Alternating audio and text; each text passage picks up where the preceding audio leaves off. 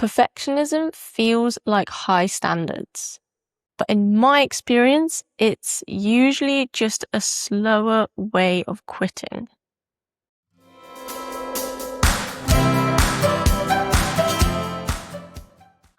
Welcome back to Empower Her Daily.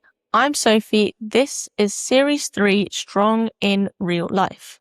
Yesterday, we talked about having something that is just yours. Something that inspires you, challenges you, and keeps you connected to yourself. Today, I want to talk about something that gets in the way of that almost more than anything else. Perfectionism. And specifically, what happens when you let it go. I want to ask you something. How many times have you not started something or stopped something because you couldn't do it perfectly? Missed a few days of training and decided that the week was written off? Eaten something that wasn't in the plan and figured you'd start again Monday? Not gone to the gym because you only had 20 minutes and that didn't feel like enough?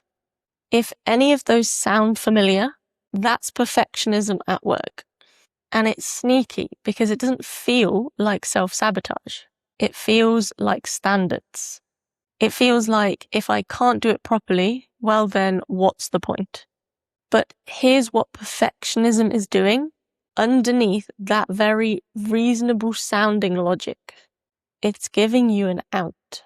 Because if the standard is always perfect, you will always have a reason not to start, always have a reason to stop, always have a reason why this week doesn't count and you'll do better next week. And next week arrives and the same thing happens. And slowly, without really meaning to, you've spent months in a cycle starting and stopping. Not because you're not capable, not because you don't care, but because your own standards have become the thing standing between you and consistency.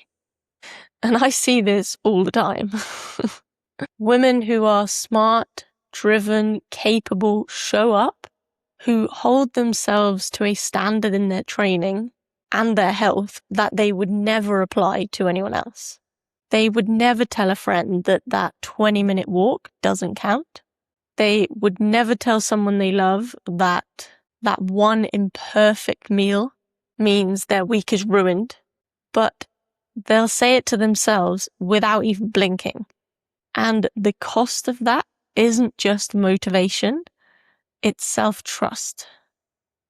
Every time you hold yourself to an impossible standard and fall short, even when falling short just means being human, you're quietly building a case against yourself.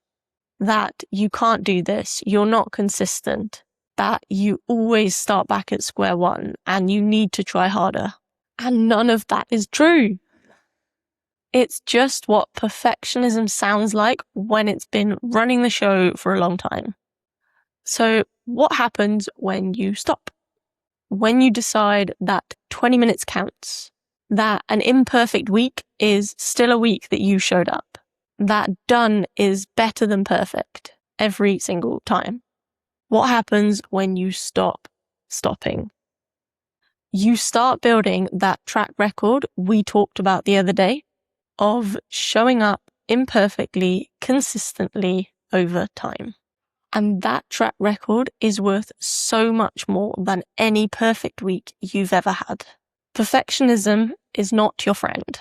It's dressed up as high standards, but what it's really doing is keeping you stuck. Done beats perfect every time, without exception.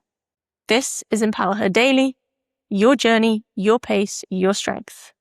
See you tomorrow.